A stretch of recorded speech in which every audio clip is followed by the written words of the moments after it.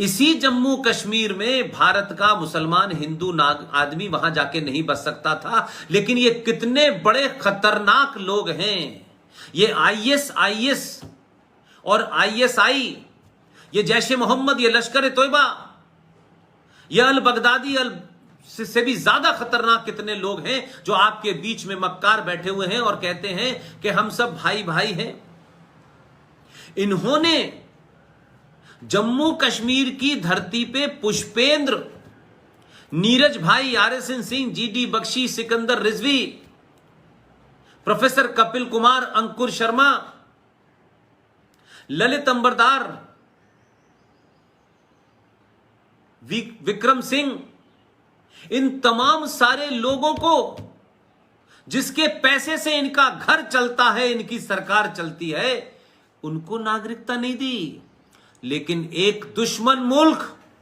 Myanmar से चलकर हजारों किलोमीटर का रास्ता तय करते हुए 98,98,000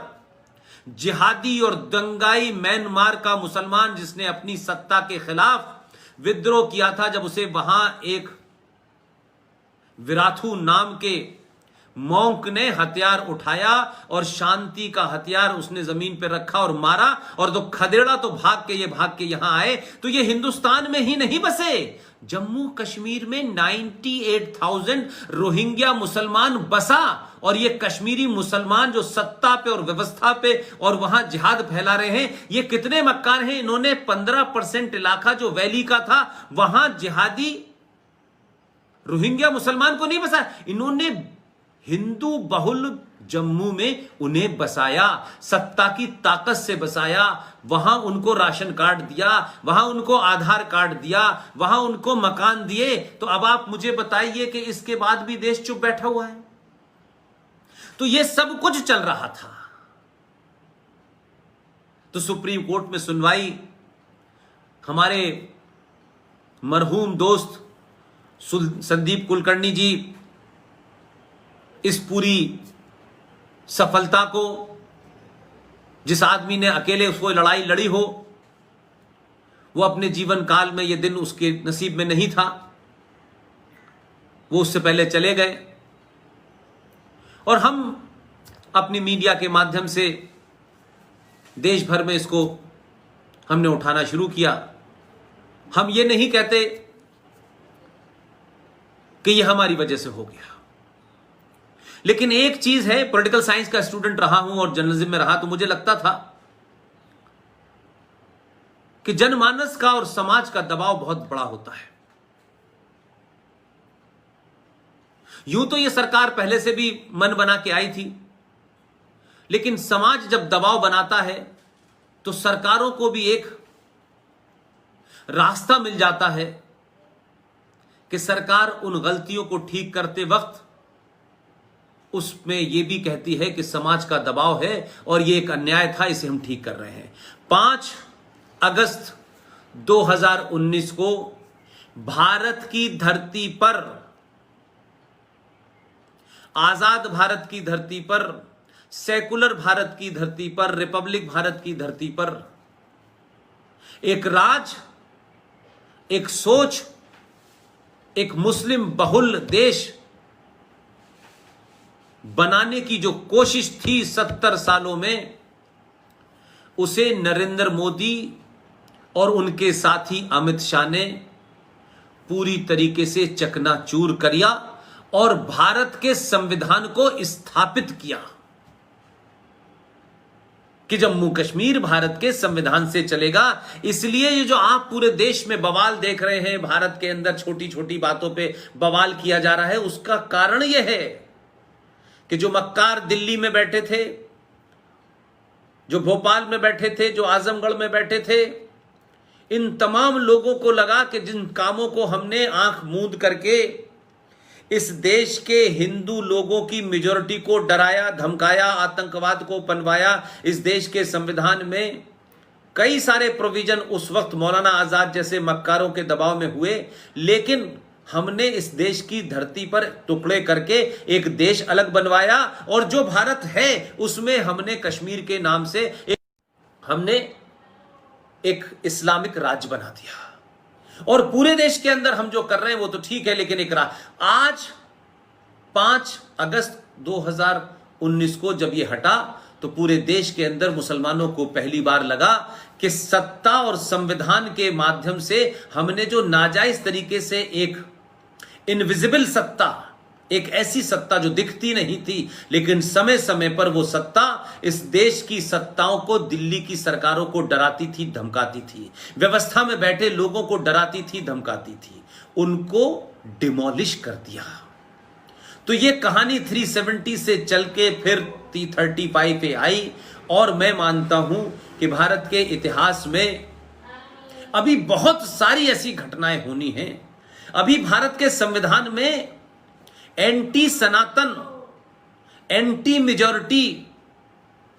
ऐसे कई प्रोविजन हैं जिन पे हमारी टीम के बहुत सारे साथी इंडिविजुअल रूप में अकेले अकेले लड़ रहे हैं। जय साईं दीपक साहब को आप सुने, खड़गपुर से आईआईटी करके आए हैं। वो चाहते तो बहुत करोड़ों का अपना कैरियर बना लेते हैं, लेकिन मैं ये बात से इसलिए खुश हूं नीरज कि आज लोगों को लगता है बड़ा घर, बड़ी गाड़ी, बड़ा कैरियर ये प्राप्त कर लेना सफलता है। ये निजी तौर पे तो हो सकता है, लेकिन आप जब अपने राष्ट्र का नाम लें और लोग आप पे हंसने लगे, आपका मजाक उड़ाएं, आपकी पहचान का मजाक उड़ाएं, तो बड़ी गाड़ी, बड़ा मकान आपकी निजी तौर पे तो इज्जत हो सकती है, लेकिन एक राष्ट्र और आप किस राष्ट्र के नागरिक हैं आपकी इज्जत नहीं होती।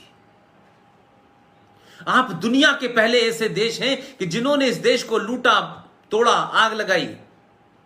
बर्बाद किया, यहां की संस्कृति को लूट के ले गए। आज उनके नाम से 57 सड़कें हैं और उन 57 सड़कों को रोज हम याद करते हैं कि ये बाबर था, ये औरंगजेब था, ये शाहजहां था, ये अब्दाली था। ये हमारे मंदिरों को तोड़ करके जो मस्जिदें बनाई गई, ये एक तरीके से मंदिर नहीं तोड़े गए, ये भारत के बहुसंख्यक उन सनातनियों के मॉरल को तोड़ करके उन्हें उम्र दर उम्र, साल दर साल, सदी सर सदी उन्हें कुंठा में कैसे रखा जाए, उन्हें इंफिनिटी कॉम्प्लेक्स में कैसे रखा जाए, ये कभी अपने अंदर अपने उस पुरुषार्थ को न जगा सकें, ये अपने उस सम्मान को कभी प्राप्त न कर सकें, कभी इनको अपने इतिहास पे गर्व ना हो। इसलिए आज भी ये भारत टेक्निकल तौर पे आजाद लगता है, पुलिस है, सेना है, सरकार है, लेकिन क्या वजह है कि पुलिस को दंगाई सड़कों पे पत्थर से मारते हैं और पुलिस बचाने, अपने आप को बचाव करने के लिए इधर उधर छुपती घूमती है। यह देख करके एक राष्ट्र के रूप में मुझे और आपको तकलीफ होनी चाहिए। पुलिस को मारना हमारे देश में एक पुरुषार्थ का काम हो गया है। जिस पुलिस के पास लॉ एंड ऑर्डर को लागू करने के लिए मैंडेट है, लेकिन 70 सालों में इस देश की बौनी सरकारों ने पुलिस को और आर्मी को बौना बना दिया है। वो पुलिस वाला अपनी बंदूक की रक्षा कर ले, यही उसका एकमात्र कर्तव्य था, क्योंकि वो गोली चलाएगा तो नेताजी नाराज हो जाएंगे, दिल्ली में बैठी हुई सरकारों का सेकुलरिज्म का गणित बिगड़ जाएगा। और पूरी दुनिया में एक और अजीबोगरीब काम है, यह बात मैं आज आपके माध्यम से शेयर करना चाहता हूं। आप सब लोग युवा हैं, इसलिए इस पे डिबेट करें। डिबेट का क्या नतीजा निकलेगा यह कभी महत्वपूर्ण नहीं है। आप उस सनातन परंपरा के लोग हैं जिस सनातन परंपरा में शास्त्रार्थ होता था। किसी विषय पर, किसी मुद्दे के ऊपर सबको अपनी बात कहने का अधिकार था। आपकी बात में तर्क होगा, आपकी बात में जान होगी, आपकी बात मजबूत होगी, तो सबके बीच में आपके तर्क को माना जाएगा और लोग कल से आपकी जय जयकार करेंगे। और आप कितने भी बड़े हैं, कितने भी शीश पे बैठे हुए हैं, कितनी भी बड़ी आपकी जाति है, कितने भी बड़ा आपने कपड़े पहन रखे हो, लेकिन अगर आपके तर्क में कोई शक्ति नहीं है तो आपके तर्क को कोई नहीं मानेगा। आज का युवा, उसके पास इंफॉर्मेशन है, दुनिया की इंफॉर्मेशन है, फ्री ऑफ कॉस्ट है, सेकंडों में उसके पास पहुंचती है।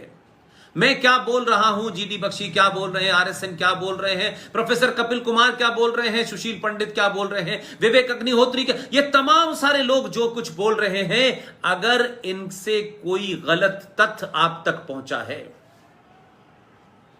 तो अधिकार है, हो सकता है हम भी इंसान हैं, हो सकता है कि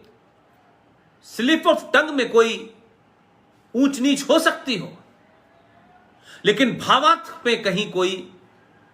गड़बड़ नहीं होगी। कोई एरर ह्यूमन हो सकती है, यह भी मैं मानता हूं, उसको दोबारा से ठीक किया जा सकता है। कोई ये भाषण पार्लियामेंट में नहीं दे रहे हम लोग, लेकिन अपनी तरफ से कोशिश होती है कि एक डॉट भी गलती ना हो, लेकिन अगर हो जाती है तो उसको सही गलत एक्सेप्ट किया जा सकता है, उसमें कोई विषय नहीं है। इसलिए आज का युवा जितनी इंफॉर्मेशन उसके पास है वो हमारे जमाने में हमारे पास नहीं थी। इसलिए हमें एक नैरेटिव बता दिया जाता था, हम वही पढ़ते थे, वही कुछ लोगों की लिखी किताबें थी, उसके अलावा दूसरी कोई किताब नहीं होती थी, लिहाजा हम क्रॉस चेक नहीं कर पाते थे। आज आपके पास दुनिया की किताब है, सेकंड्स में है, फ्री ऑफ कॉस्ट है, आप पता करिए, आप देखिए, आप जानिए कि यह ऐसा क्यों हुआ।